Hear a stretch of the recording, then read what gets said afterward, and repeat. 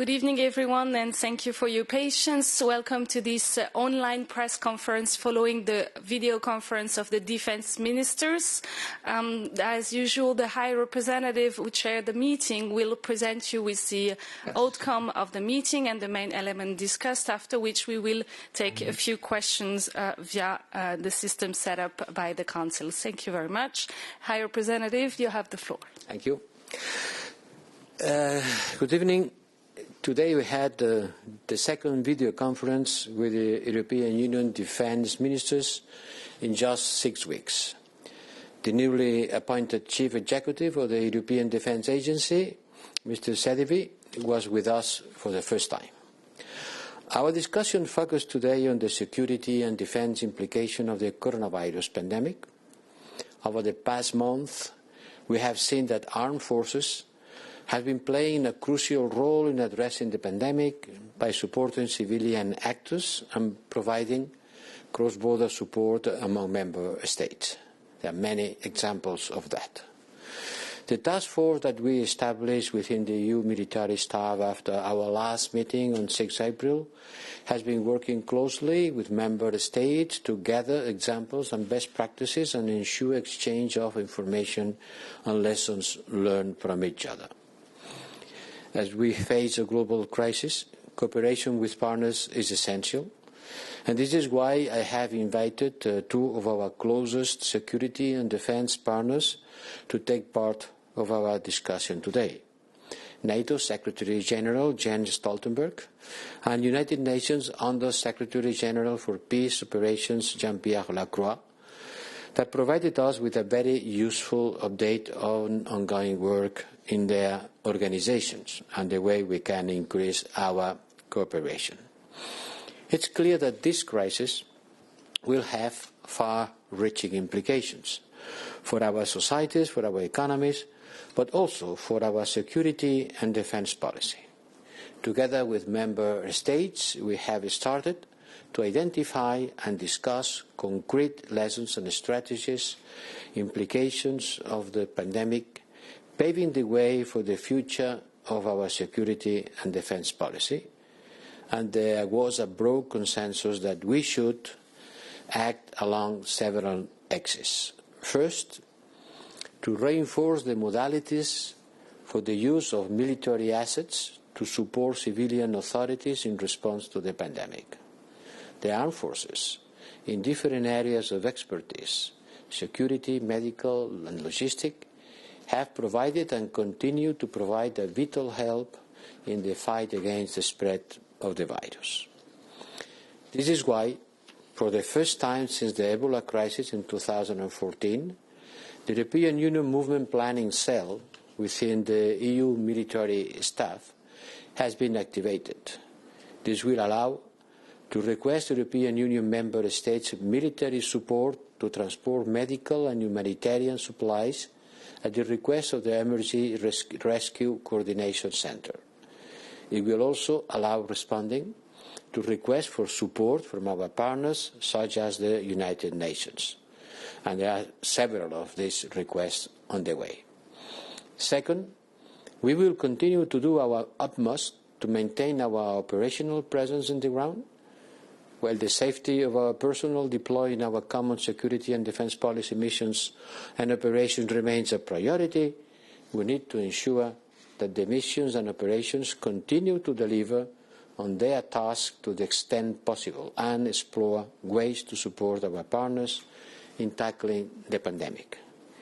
We agreed that the redeployment of personnel on the ground should take place in a coordinated manner as soon as conditions allow us. Third, we need to strengthen our own preparedness and resilience for the future. To this end, we can, for instance, conduct exercises that strengthen our work on cybersecurity or countering hybrid threats and enhance our efforts to counter disinformation, including related to the coronavirus. Intentional and coordinated disinformation campaigns, as we have seen, are real threats to European and global security. Fourth, the lessons learned from this crisis should be an additional driver for capability development and defense cooperation. There is a growing demand for military assistance in support of civilian response in the context of the health crisis. Some ongoing PESCO projects can play a role here, and we will explore new areas of cooperation inside this framework. And finally, as this crisis also hits our economy, we need to secure the necessary funding for security and defense, both in member states and at EU level. The pandemic will very likely deteriorate our security environment in the years to come. That's clear. The pandemic will be a new threat and will deteriorate our security environment. And this only will increase the need for a stronger European Union security and defense. The coronavirus will increase the need for a stronger European Union security and defense and for a stronger union in the world. We will continue working on all these important issues, and we will revert to this during our next meeting in June. And after explaining what was about on this Council, I am ready to take your questions now. Thank you very much. I will start with Robin Emmott. Thank you very much. Hi, Rep. Reuters. Reuters. Robin Emmott, Reuters. Let me see if it works.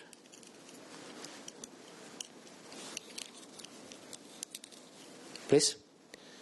So, hi, Rep. Next week we expect the Commission to come forward with the proposals for a new EU budget. I wondered, is there a risk that the Euro Defence Fund and military mobility will not get the funding that they deserve because of the need for an economic recovery fund? Thank you.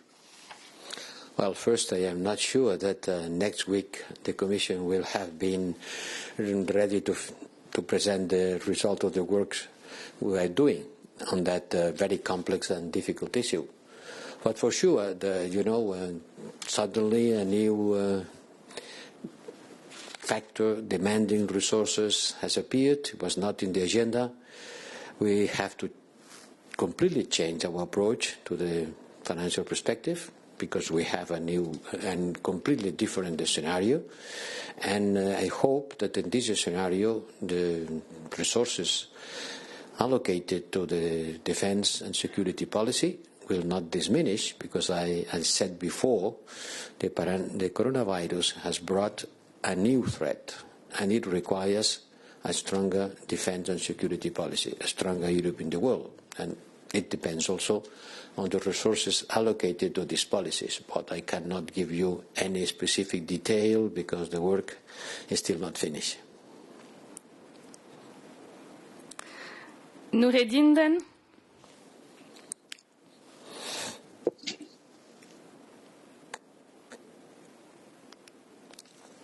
Bonsoir Noureddin, we can't hear you. Bonjour. Oui, bonjour.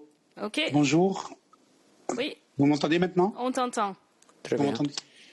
Oui. Bonjour, monsieur le haut représentant. La situation dans les pays environnants de l'Europe, ça veut dire, je parle particulièrement du Moyen-Orient et de l'Afrique du Nord, vous avez parlé de l'impact à l'échelle internationale globale de cette crise. Dans ces pays proches de l'Europe, il y a la baisse des revenus du tourisme, il y a la baisse des revenus pétroliers, il y a l'impact de la crise sanitaire quand bien même limité. Pouvez-vous dire un mot si vous êtes inquiet que cette crise, combinée aux baisses des ressources économiques, pourrait déstabiliser les pays de la région? Merci. Il n'y a pas seulement que cette région-là qui court le risque de déstabilisation politique. En général, tous les pays émergents et tous les pays en développement vont subir de plein fouet les conséquences économiques de la crise. Vous l'avez dit, et je le répète, j'insiste même encore plus que vous, les remittances, les transferts des migrants vont diminuer parce que l'activité économique dans les pays d'accueil va diminuer. La rente pétrolière pour les pays qui sont fortement producteurs de pétrole va produire une difficile situation dans son budget. Mais il n'y a pas que le pétrole, il y a les matières premières en général. Le tourisme, vous l'avez dit, bien sûr. Donc nous avons des sources de financement qui vont se tarir. Et tout ça, ça va sans doute produire des problèmes économiques d'abord, peut-être politiques après. Mais ça, c'est pas seulement dans le pays de notre environnement prochain. En général, dans toute l'Afrique et l'Amérique latine, ça va être un problème. Évidemment, je suis très préoccupé pour les événements qui peuvent se produire comme conséquence de la crise économique qui a suivi à la crise sanitaire et à la crise politique qui peut devenir. Merci. Et maintenant, Jacopo, Politico. Hi, good morning. Good afternoon. You can hear me? I have a question on Irini because as far as I can understand, Malta is blocking the appointment of the new commander, and also there was also blocking the budget for the operation. The what? So first of all, I was wondering, Malta, can you hear me? Yes, I'm listening to you. I'm listening to you, but very badly. Repeat. Very badly. Sorry, I tried to speak up and see whether you can hear me better. Okay. My question is on Operation Irini. Operation Irini, whether you think that with Malta blocking the budget and the appointment of the new commander, the operation is at risk, or whether any kind of deal has been reached or is in the making with Malta to unblock this issue. And what's your answer to Serraj's interview saying that the operation is at risk of helping Haftar? Thanks. Well, it is not a deal to be done with Malta.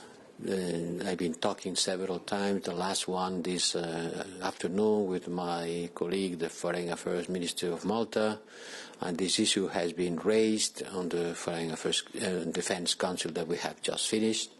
I understand the concerns of Malta because they are facing a strong push on the wave of migrants coming from Libya.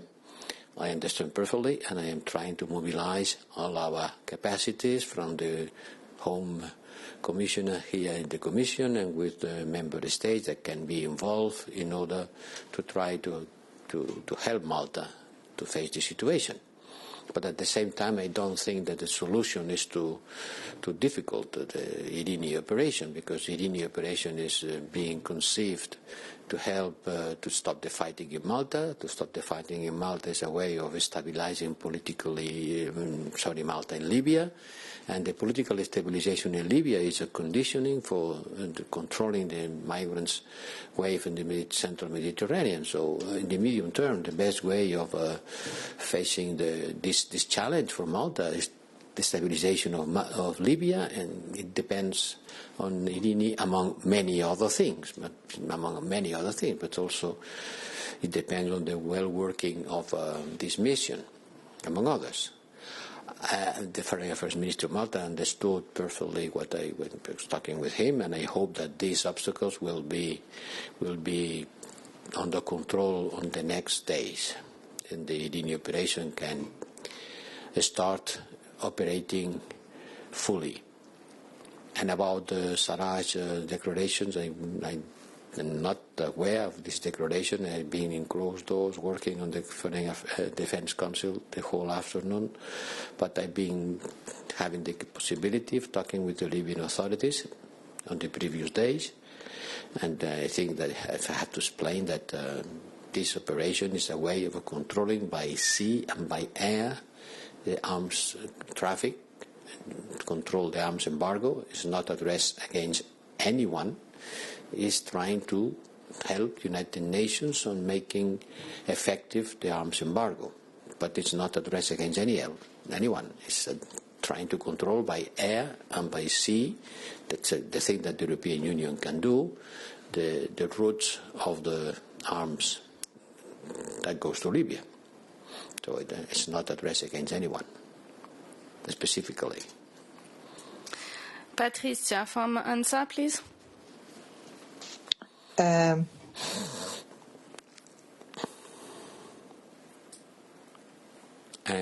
Patricia? Hello, can you hear me? Yes, we can now. Good evening.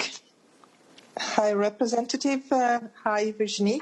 I saw your declaration, High Rep, on Libya, and I was wondering if you have something more specific on the attitude that Turkey is taking in Libya, targeting Haftar.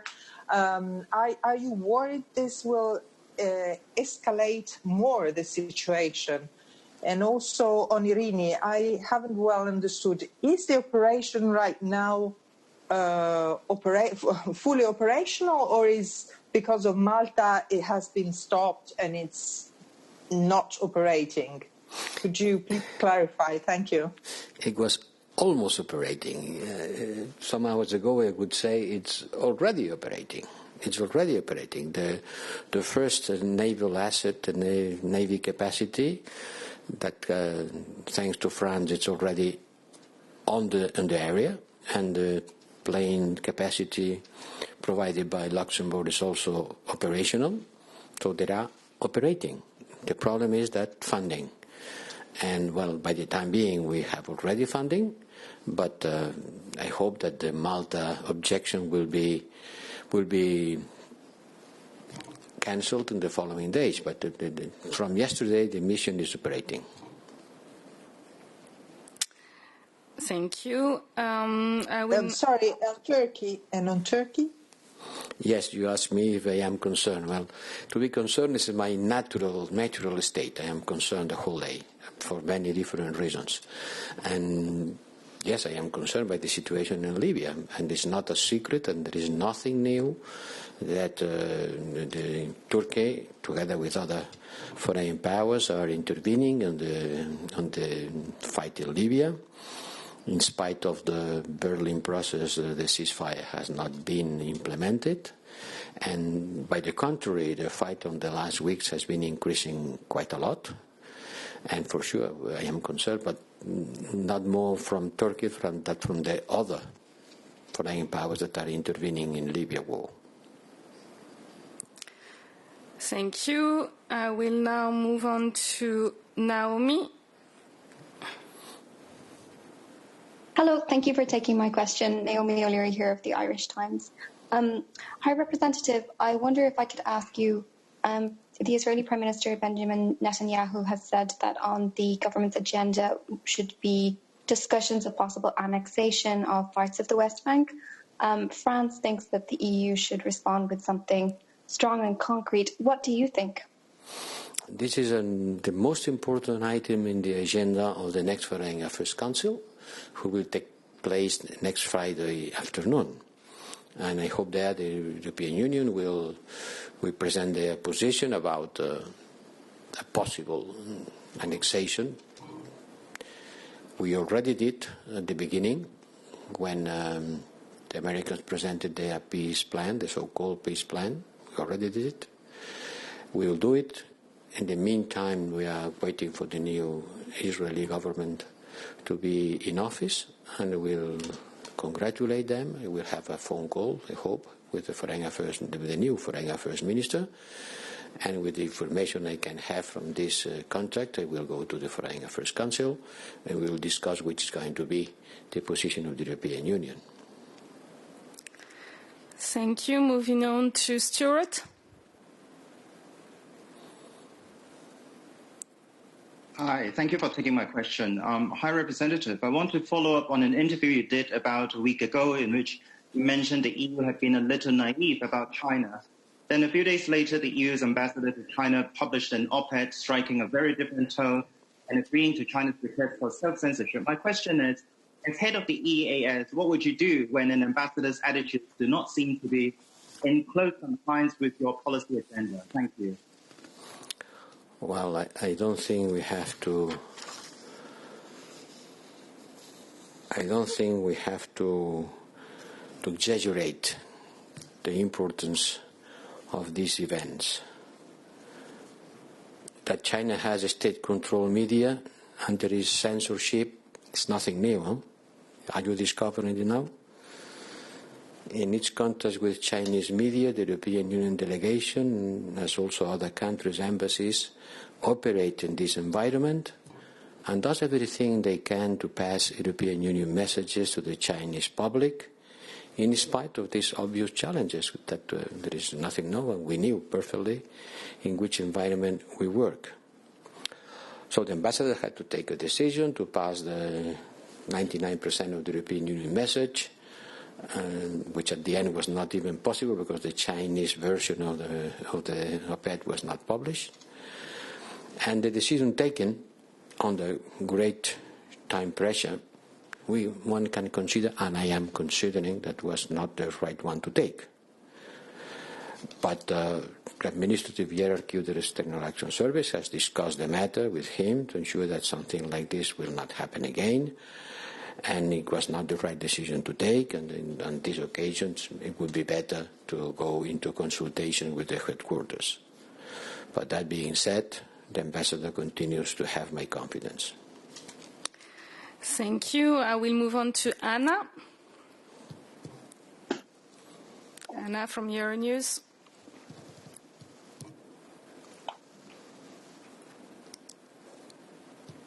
Anna, are you?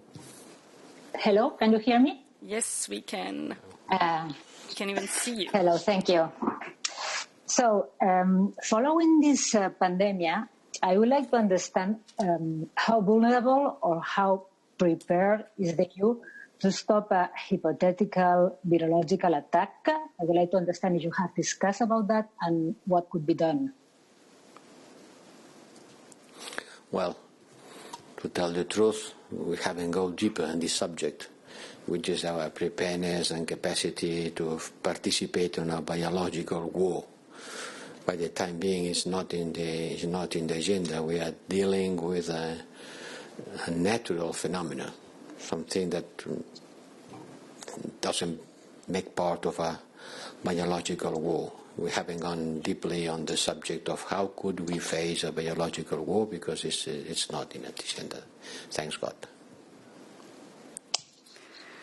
And I will now take Tommaso, which on my screen it appears to be the last question. Tommaso?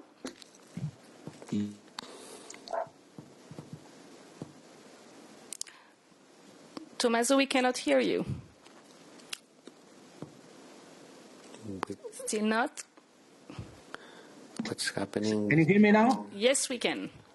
Okay. High Rep, thank you for this press conference. Just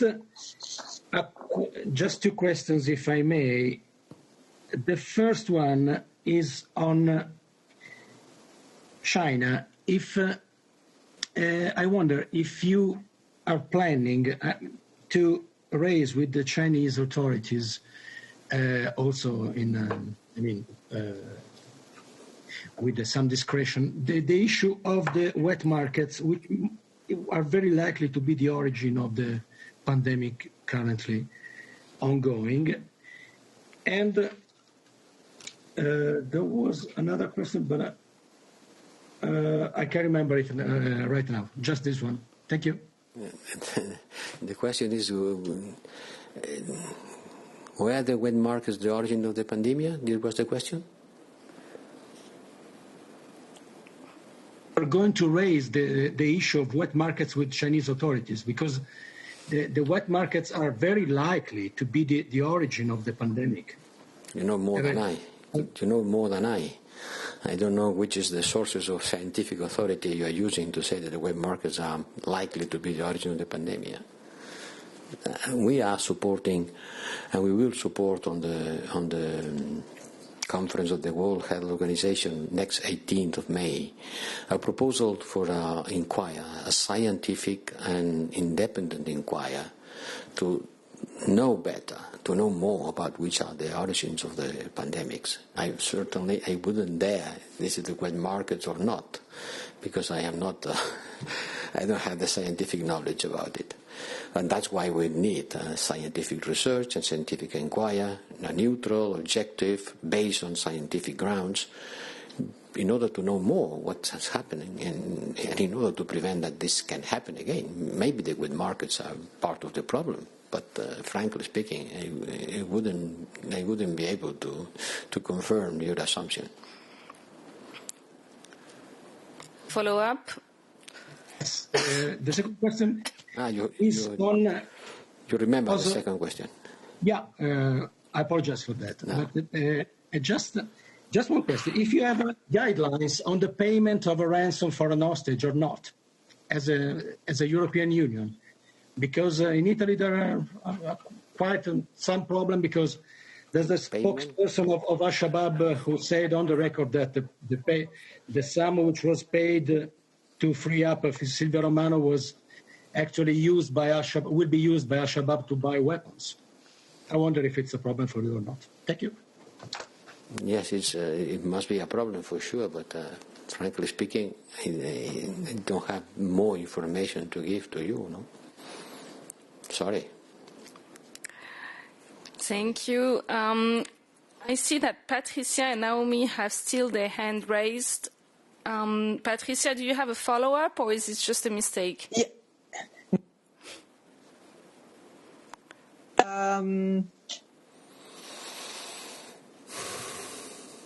Patricia, we cannot hear you. Can you hear me now? Yes, can you hear me now? Yes. Oh, thank you. Yeah, my question is a follow-up on Naomi's question. I would like to understand whether after this contact High Representative will have with the Israeli Foreign Minister, there is also an option to have sanctions on the table. Well, look, in the contact with the Foreign Affairs Minister of the new recently formed Israeli government is just a normal context to congratulate him and to offer cooperation from the side of the European Union. I don't think we are going to go in deeply discussion about which are their plans and which will be our answer.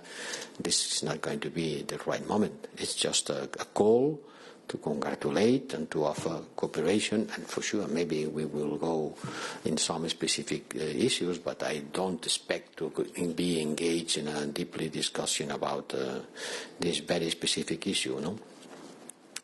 So the important thing is to go to the Council and the Member States to present their point of views. You know that everything in foreign policy requires unanimity, especially sanctions.